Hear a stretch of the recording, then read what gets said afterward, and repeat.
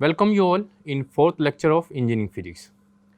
Other than these video lectures, dear students, I request you please take help from the books and also from your faculty members.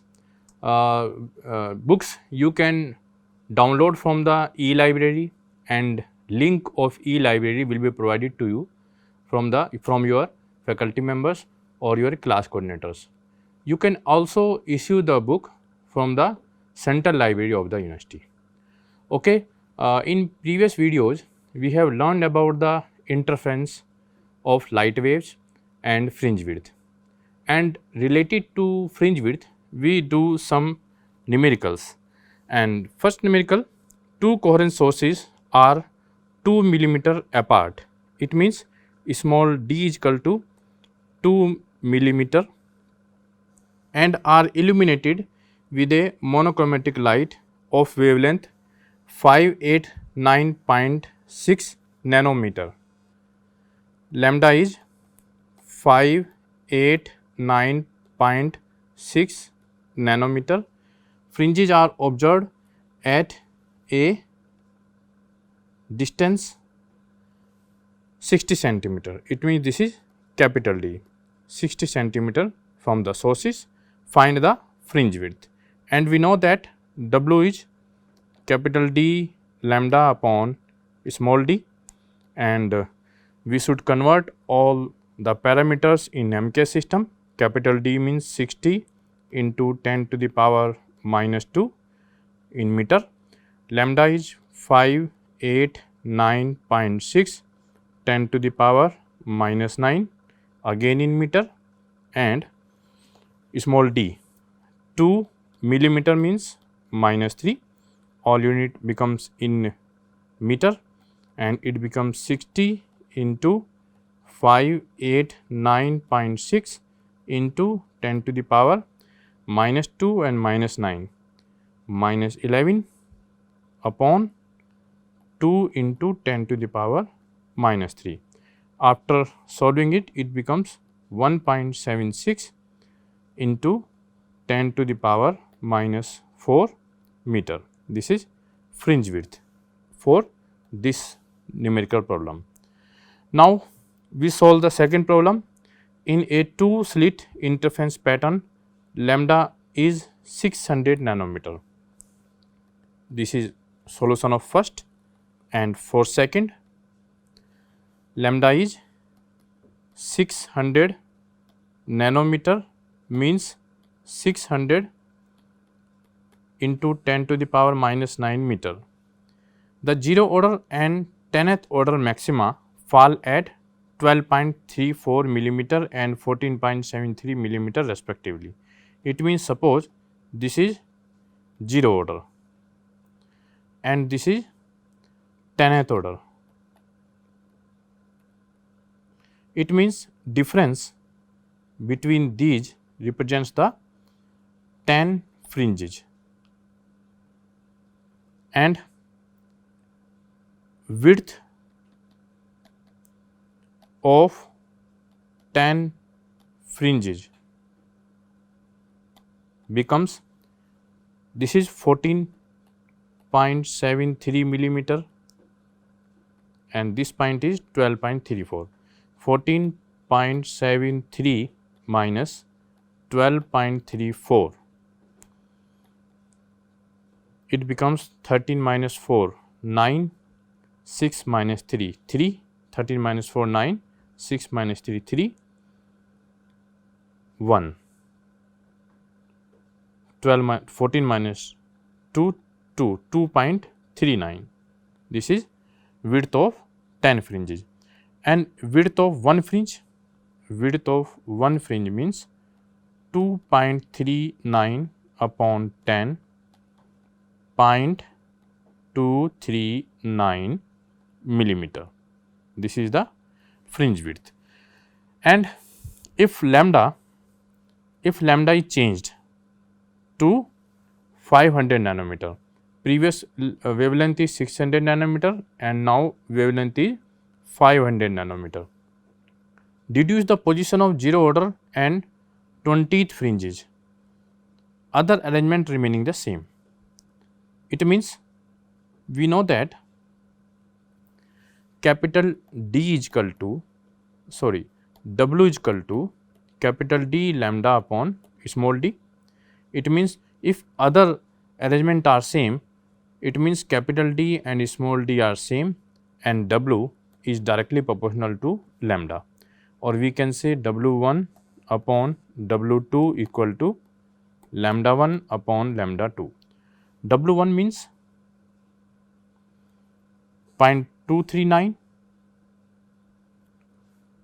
0.239 upon W2 equal to wavelength for 0.239 wavelength width is 600 nanometer, 600 nanometer, and for W2 it becomes 500 nanometer. 0 cancel out, 6 upon 5, and W2 becomes 5 upon 6 into 0.239, and it becomes 0.199 millimeter. Now we have to deduce the position of 0 order and 20th fringes. 20th fringes means 0 order position is 12.34. It means it should be, suppose this is x, 12.34 plus 20th fringes, 0.199 into 20, and it becomes 16.32 millimeter. That is the answer of second problem. Okay, now we will move towards the coherent sources. We know that in interference pattern we require coherent waves. Coherent waves means waves which having constant phase difference or path difference with respect to time or with respect to space. That is the meaning of coherent waves. And if we discuss about the ordinary and coherent, if I draw the ordinary ray, suppose this is one wave, second wave may be like this, third wave may be like this, it may be the ordinary ray. And if these rays becomes coherent, these should be in same phase. All waves should be in same phase.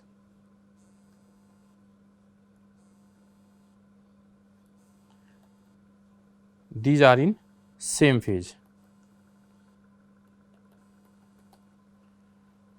These are coherent rays,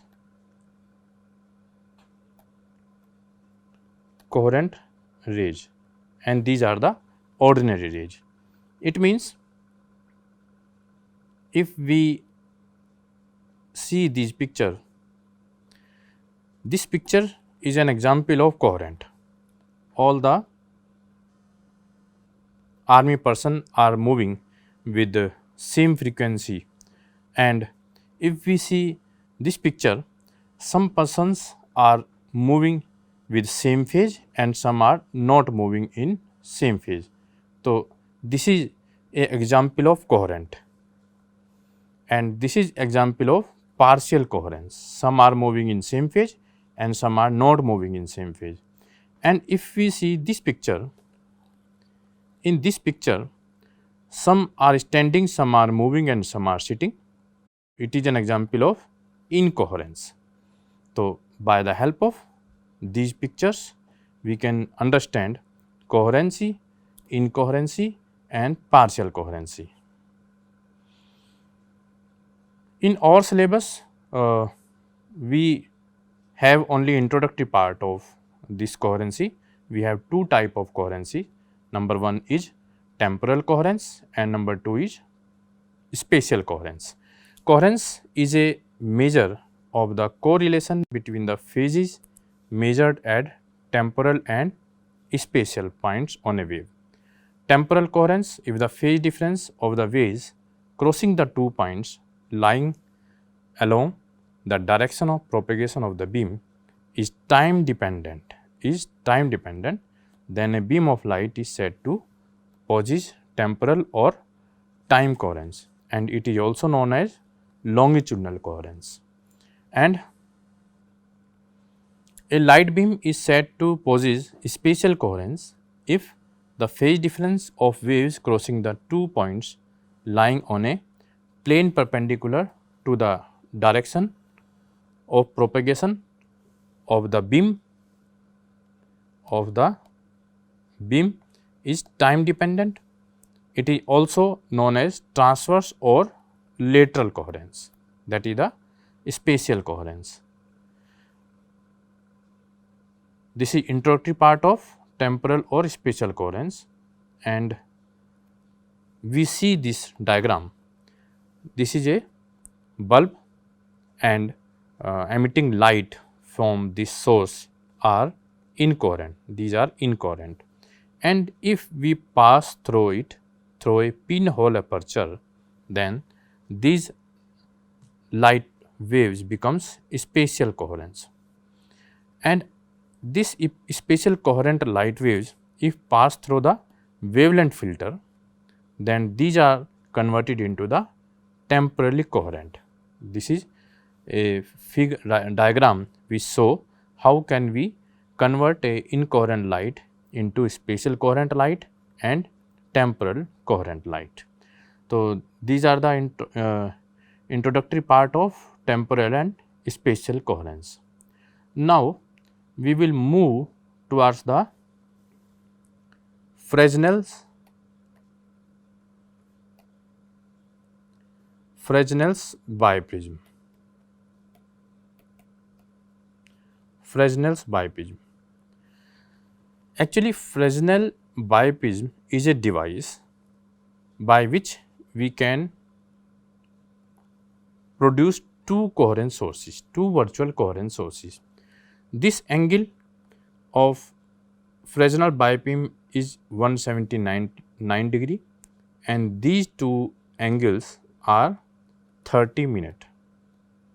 This is Fresnel biprism, and by the help of biprism we can produce the virtual coherent sources. This is ray diagram for Fresnel biprism.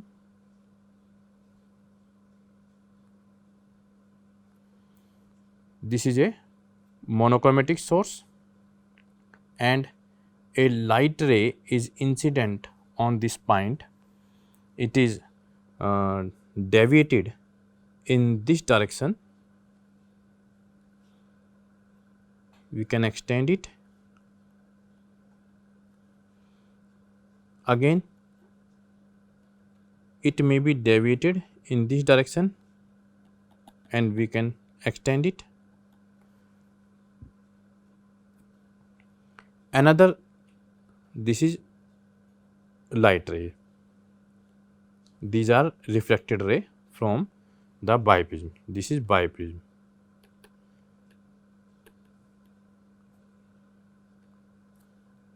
And another light ray, these are another light rays. After reflection, these becomes parallel.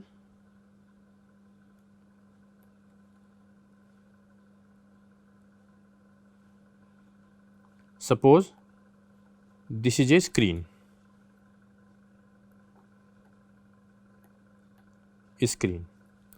And this region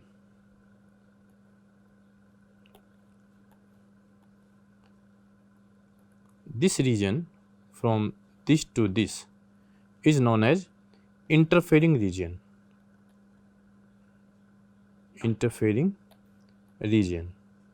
In which we got bright, dark fringes. Bright, dark fringes only in this point to this point. Suppose we can consider A and B. Only in this region AB we can produce interfering fringes, and we can consider in this process, these are, if we extend this light ray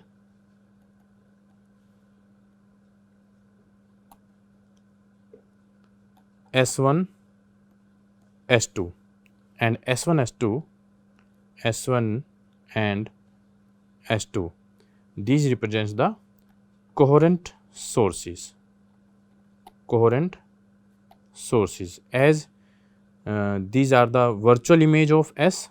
As phase of S, phase of light wave of S are changed, phase of S1 S2 light rays are also changed. It means light rays which are emitted from S1 and S2 become coherent.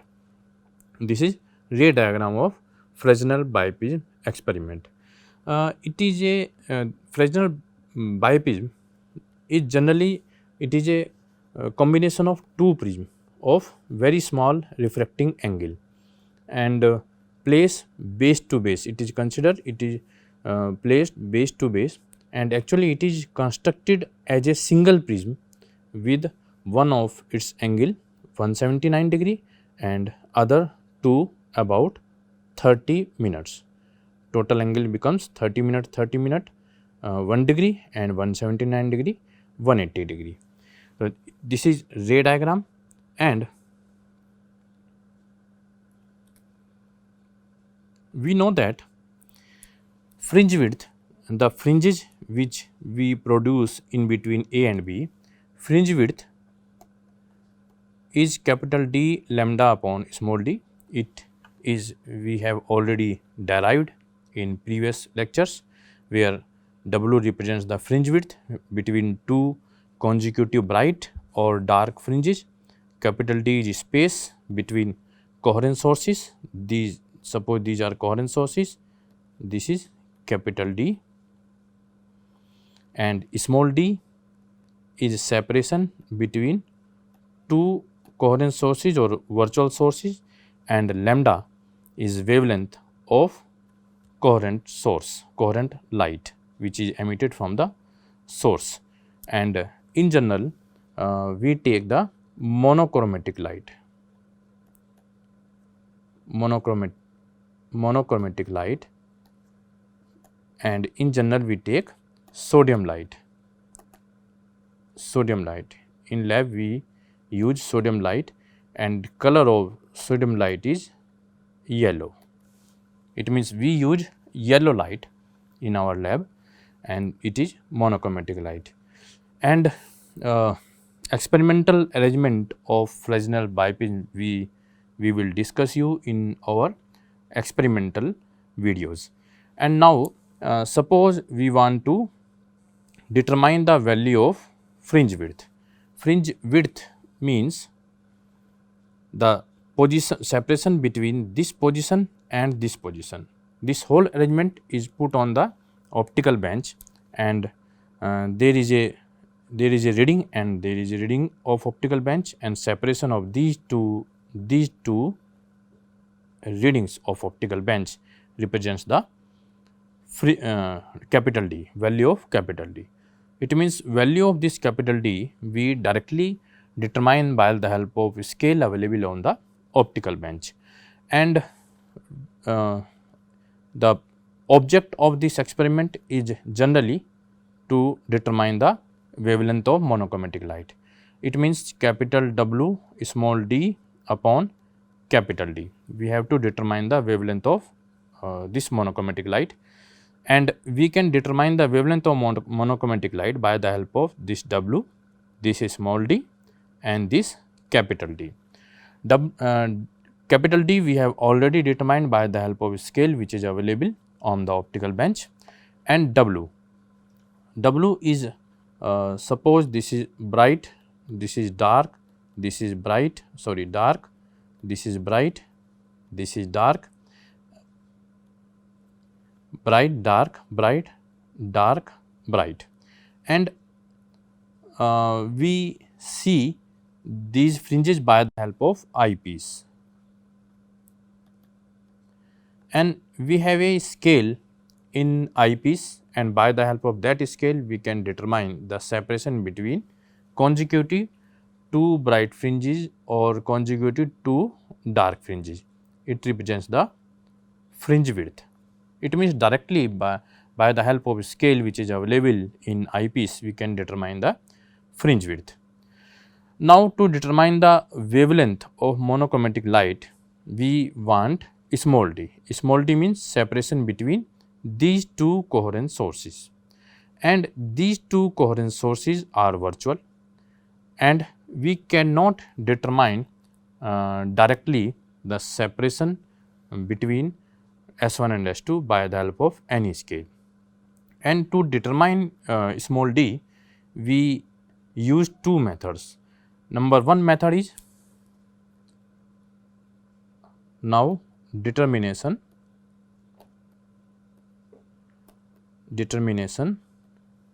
of small d, and first method which we use to determine the small d, that is displacement method. Displacement method.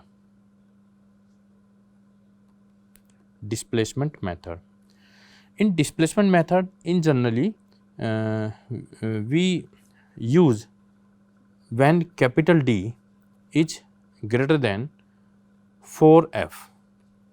F is focal length of lens, and if we have the separation between source and screen greater than the 4f, then we can use the displacement method. And suppose these are two coherent sources, S1, S2. This is a biprism monochromatic source, and suppose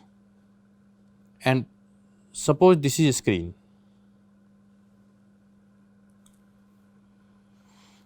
If a light ray, if we introduce a convex lens in between biprism and screen, this is screen and this is biprism, and these are coherent sources, and from this coherent source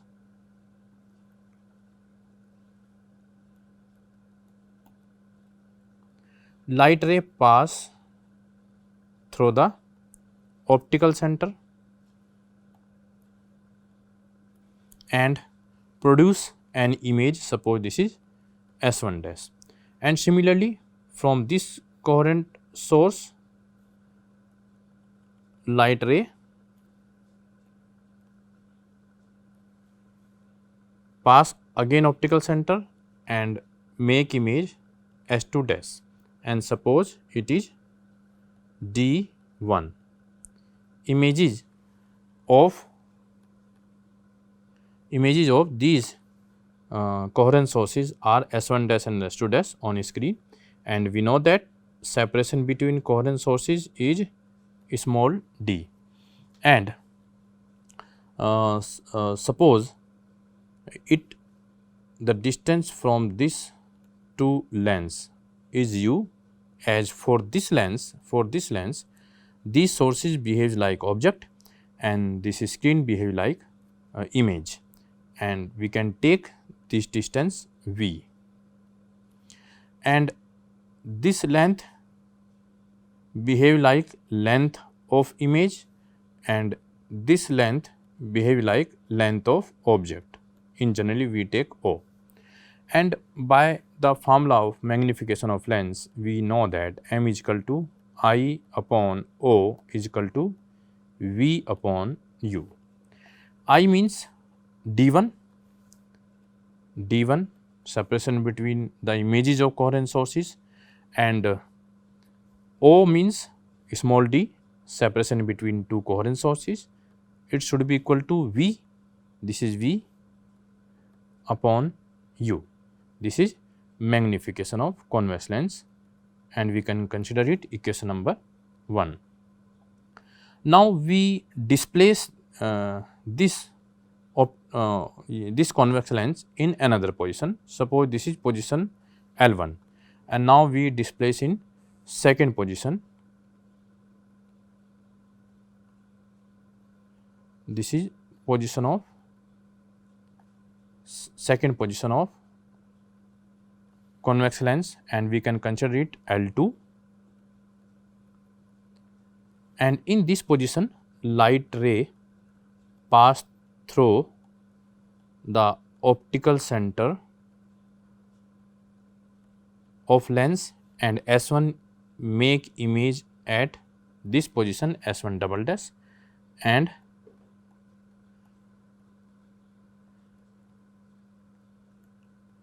S2 double dash. Image of S2 now become at S2 double dash. In previous position it is at S2 dash, and now it is at S2 double dash, and we can consider the separation between S1 double dash and S2 double dash is D2, and this distance, distance of image from lens, it becomes equal to U.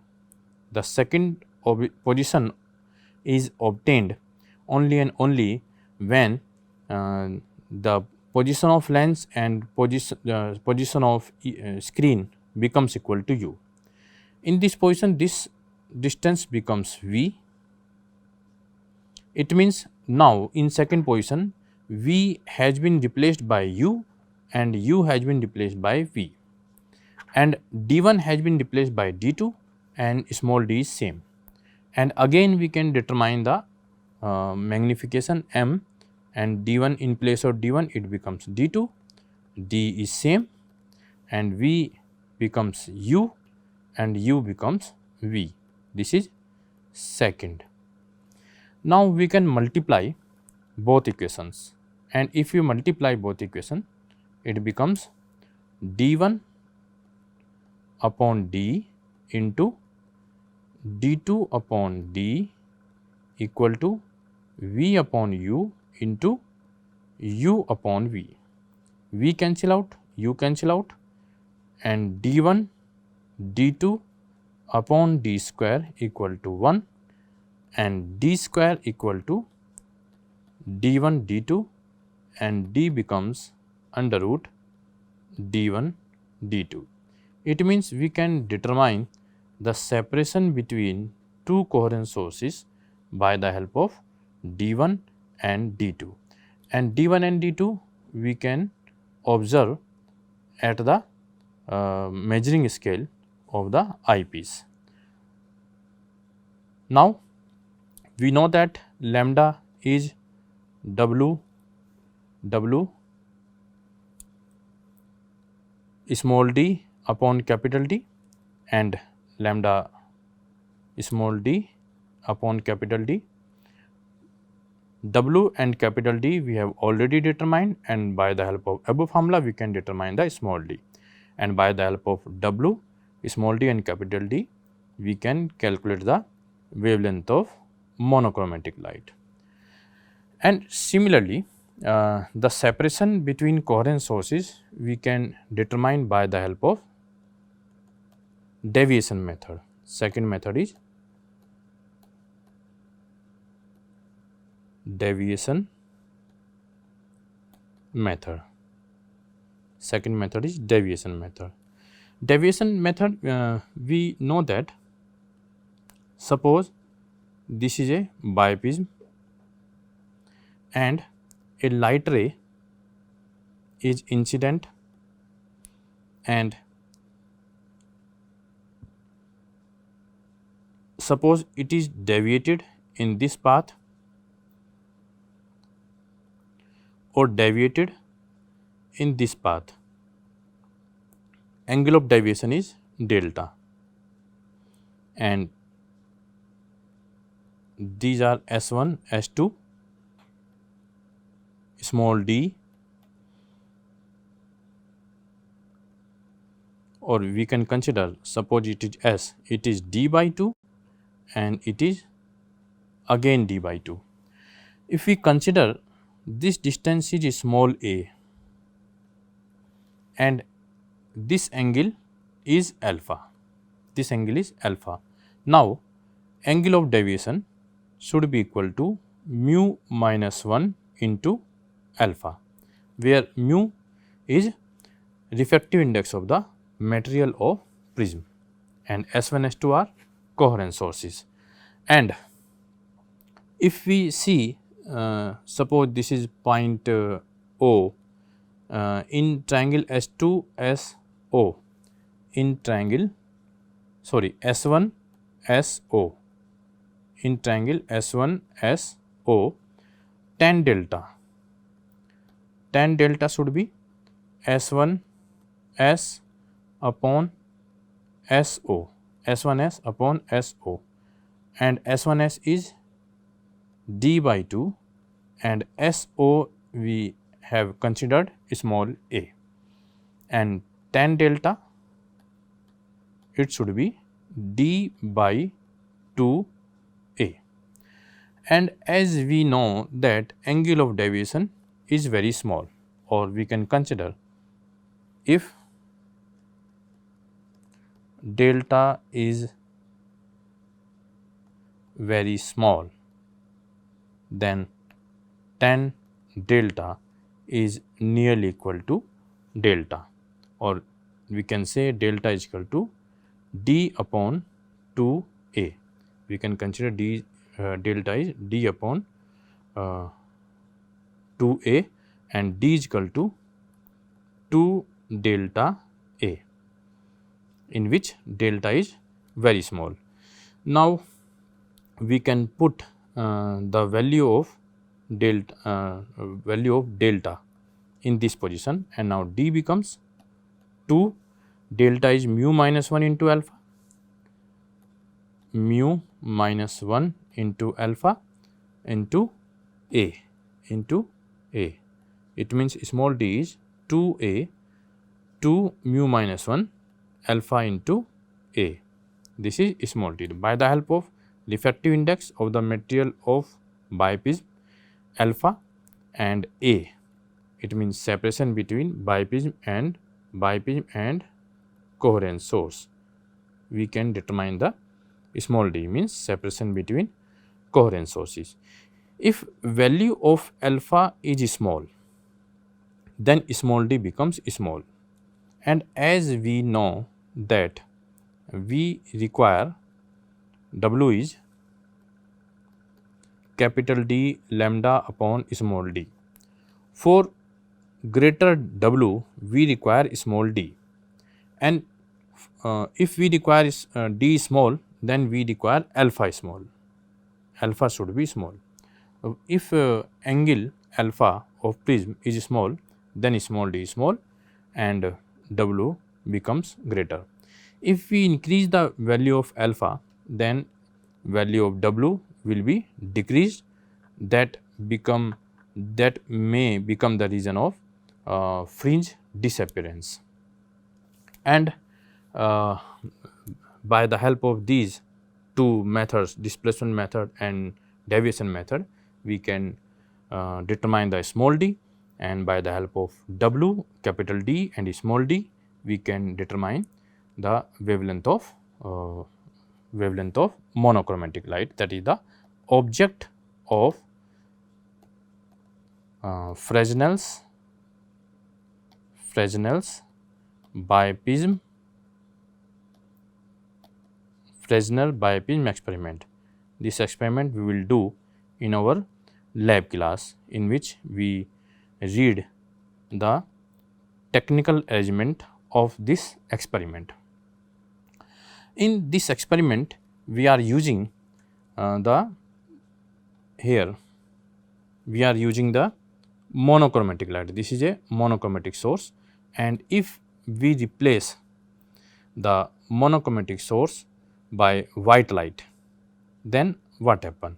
If we replace if the source monochromatic light is replaced by white light, then the interference pattern consists of a few colored fringes. If we replace monochromatic light, which we are using in this experiment, and in our lab we are using yellow light, and we know that white light having the combination of 7 colors, and when we replace monochromatic light by a monochromatic source by a white source, then few colored fringes we obtained, and the center, this center we get white. This center, in this case we got white fringe at this center, and at the center the interference pattern, the path difference and hence the phase difference between the interfering waves is 0. Path difference between the rays becomes 0 at the center for all the wavelengths, and therefore all different colored makes the central fringe white due to the 0 path difference, that becomes the reason of this white, and it is also known as 0 order fringe. 0 order fringe. And if we want to determine the location of 0 order fringe, location of 0 order fringe, if we want to determine the location of 0 order fringe by the help of monochromatic light, we cannot determine the location of 0 order fringe. When monochromatic light is used in this experiment, all the bright fringes are of the same color, hence it is not possible to locate the 0 order fringe. In this case, monochromatic light is replaced by white light, and the 0 order fringe is becomes white, and while the rest are colors, only center fringe becomes white and rest fringes are colored. And now the vertical crosswire, which about this you will learn in our experimental video. Now the vertical crosswire is adjusted on this 0 order fringe, and white light is again replaced by monochromatic light,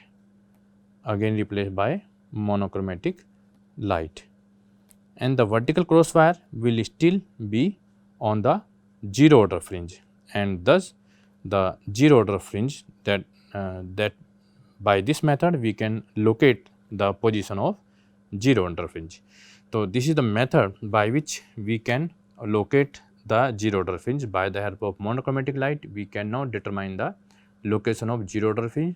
It means if we want to determine the location of 0 order fringe, we have to replace monochromatic light by white light, and only center fringe, only 0 order fringe is white and other fringes are colored, and we identify this location, and after that we can replace white light by the help of monochromatic light, and that is the method by which we can locate the 0 order fringe.